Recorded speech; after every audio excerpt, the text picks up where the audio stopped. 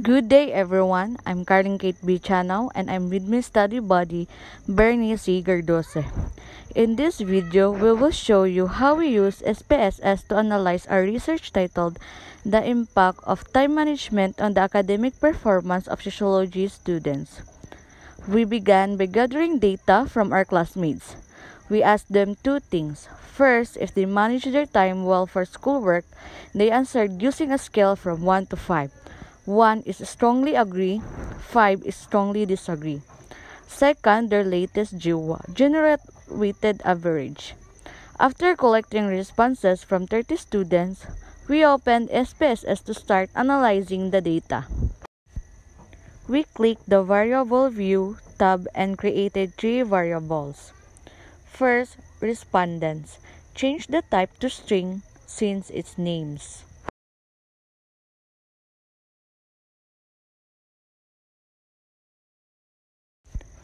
Second, time management.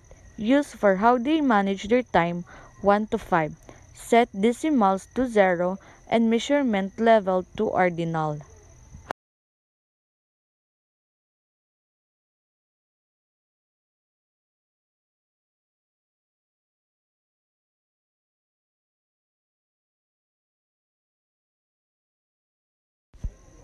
One, strongly agree.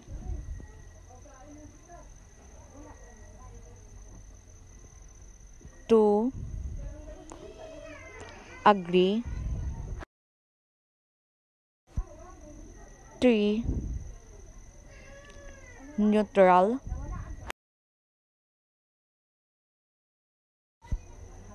4, disagree.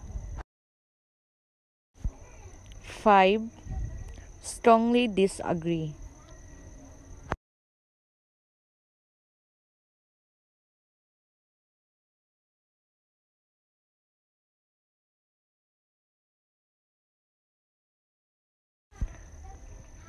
And third, GWA, used for their grades, and we set its measurement level to scale.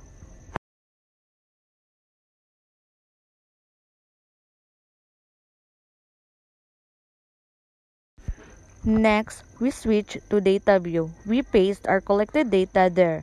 Names, time management scores, and GWA scores.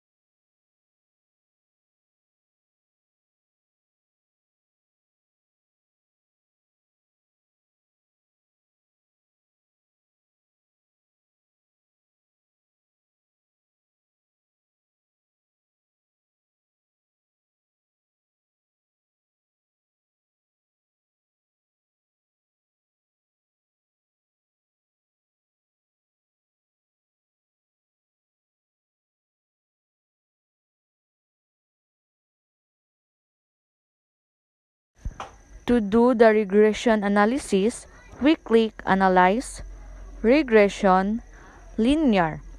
In the window, we move GWA to the dependent box and then time management to the independent box. Then click OK. SPSS give us the output.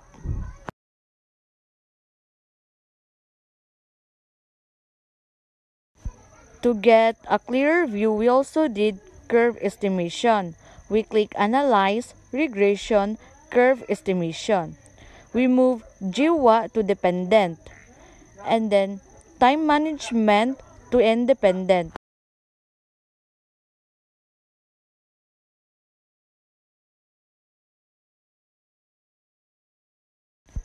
And respondents to case labels. Then click OK again and SPSS showed us the graph and detailed result. And this is the regression result. At first, we thought SPSS was hard to use. Some classmates even said lisod kaayo and it's really hard, Jude. But after trying it step by step, it became easy and helpful. The hardest part was downloading the software, but doing the analysis itself was very manageable. We found it easy and useful for our research. Statement of the problem.